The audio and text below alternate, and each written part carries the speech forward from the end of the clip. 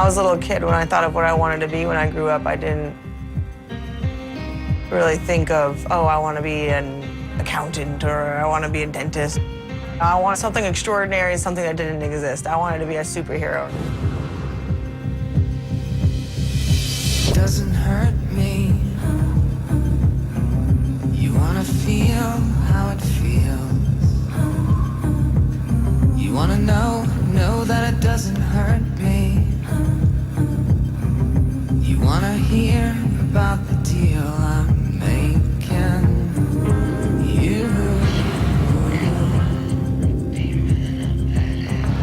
You and me won't be unhappy if I only could make a deal with God.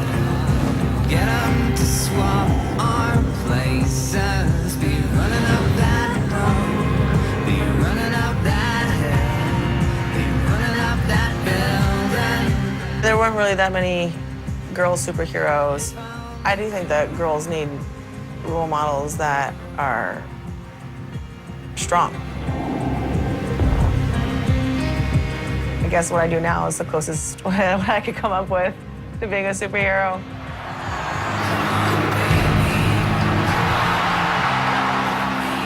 Ronde Rousey, the first UFC Women's Champion. She's a female hero. If I only could make a deal with God. Ronde is a pioneer in women's MMA. She's got all the tools. I mean, she's incredibly talented. She medaled in the Olympics. She's tough, she's mean, she's nasty, and she's beautiful. She's got one fight in the UFC, one fight, and all these major movies are chasing her around now, and she's worked incredibly hard. I'd say Ronda's worked harder than anybody I've ever met to get to where she is today. Ronda's favorite superhero when she was a kid was Dragon Ball Z. She was crazy into that series. And she said even when she was young, it was because it wasn't like Spider-Man got bitten by a radioactive spider or Superman was born on a different planet. The Dragon Ball Z was the only one where they got that way through training. And the more you trained, the more of a superhero you got to be. I think it's fabulous that Ronda's heroes when she was young were people who were rescuing the city and training and fighting the bad guys and not Disney princesses.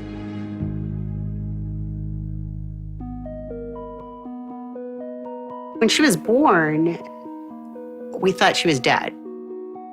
My husband burst into tears in the delivery room. She wasn't breathing, she was blue, so they brought her back and got her breathing, and then when she was 2.5, she still wasn't talking at all. They thought it was due to hypoxia, which is just a fancy name for being deprived of oxygen at birth. I didn't speak coherently until I was 6 years old, and the only real way I was able to communicate was my sisters translated my gibberish for me. I was frustrated when people wouldn't understand me, and I was trying to get my point across, but I never thought that anything was wrong with me. And my parents never allowed me to feel like I was inferior to anybody else. Since Ronde couldn't express herself verbally, she did it physically. The physical things, the athletics were the things that she could excel in. And so that's what she did every second that she could.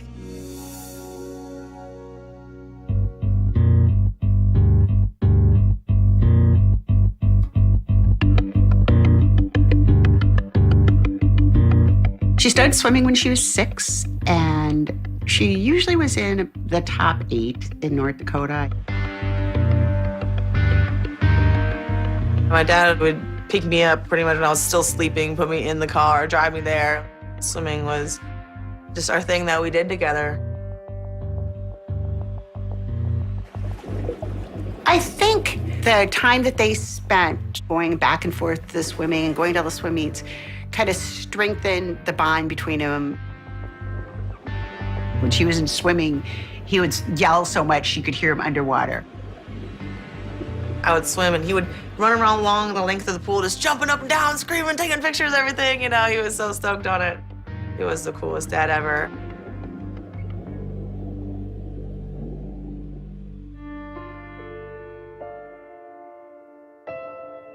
Ronda's dad broke his back. It was just a freak accident. We were sledding It was North Dakota. The hills are frozen solid as a rock. And he ended up, instead of going down and up the next hill, somehow sliding across and going feet first into the opposite hill and broke his back. And he had a disease called Bernard-Soulier syndrome. As a result, he really didn't heal, and it got worse and worse and worse.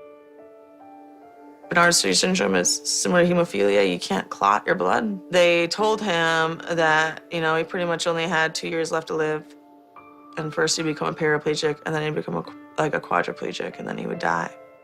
At the end, he could just, barely walk a couple of steps, and it was going to be to the point where it was just all downhill.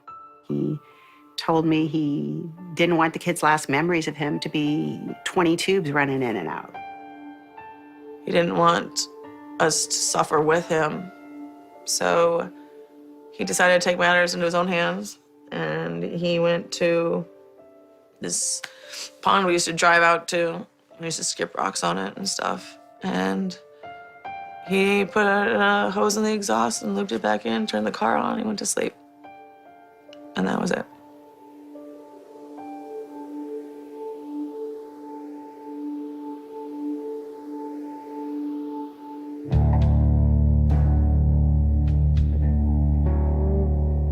The only time I saw my mom crying, she looked at me and she's like, "Your dad went to heaven." And I just remember I couldn't feel my legs. Like, I couldn't walk. He told everybody, and he told me, that I was meant to be something extraordinary. I was gonna win the Olympics. I could be president, I could be anything. And before I got old enough to think that I knew everything, he died, so he kind of just left me with that. And I believed him, because when you're 8 years old, your dad's right about everything.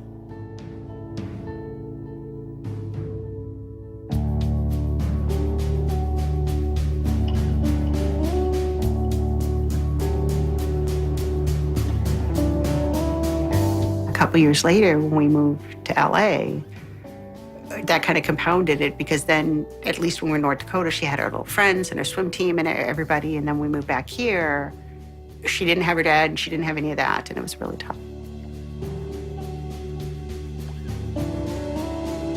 Ronde got interested in judo about 9 or 10 years old.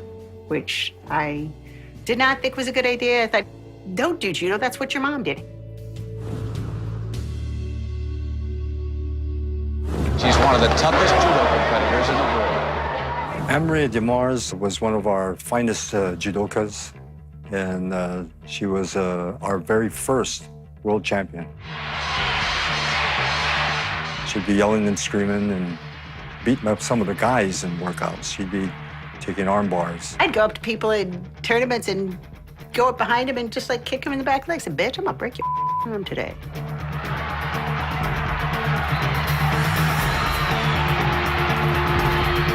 I don't know if they were intimidated or not, but I armbarred a lot of people. The award ceremony had to be held up while a cast was applied to her right arm. I would consider my mom my first judo coach. When my mom was competing, she tore her knee out when she was 17, and she was one of the first judo people to really focus winning entirely on the ground, because she just couldn't stand anymore. And so she was the armbar lady. She was the armbar person before I was the armbar person. My mom was just relentless about it all the time. She had me practice them constantly, had me defending them constantly.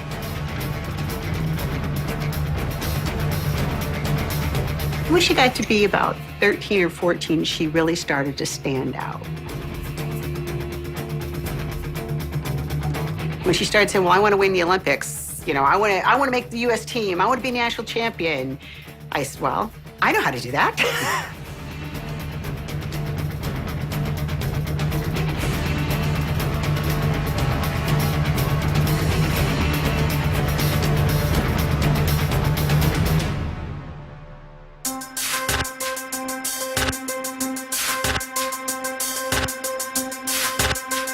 I would say You know, if you want to compete with the women in these countries that are training 7 days a week, you need to train 7 days a week. If you want to compete with the women in these other countries who are doing 2 practices a day, you need to do 2 practices a day.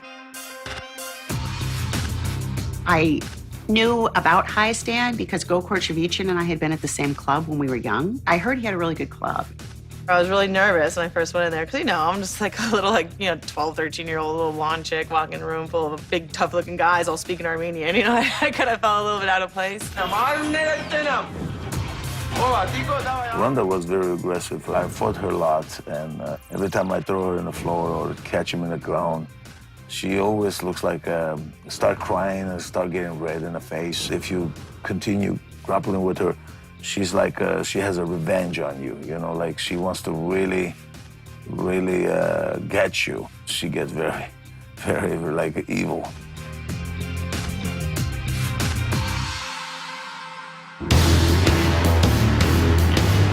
I cried every single practice from like 2002 to 2005, I think. 2006 and a half. I would cry and they would just keep beating me up and I would keep going. I would think of it more as like a face leak. You know, I was just involuntary. I remember at a tournament once, one of my old teammates saying, "Your daughter's crying. Don't you think you should talk to her?" Because she had lost a match. You know, she was 15 or something and she'd lost something, she was crying. I said, "I'm not gonna talk to her. If I talked to her every time she cried, that's all I would do every day." If my mom saw me goofing around or having fun or whatever, she would grab me and she would pull me and sit me in the corner. She'd be like, "Shut up and sit down and think about winning." I never went to a single party in high school. You know, I wasn't allowed to have any boyfriends. I wasn't allowed to, you know, just train and nothing. I thought my mom was the worst person in the world. What I wanted to instill in my daughters that the world is full of people who live lives that are less than they could be because they're afraid. I'm not going to be one of these sucker parents who's paying for you to live in the basement and tell me how you're going to win the Olympics someday, you know, while you party and play Xbox.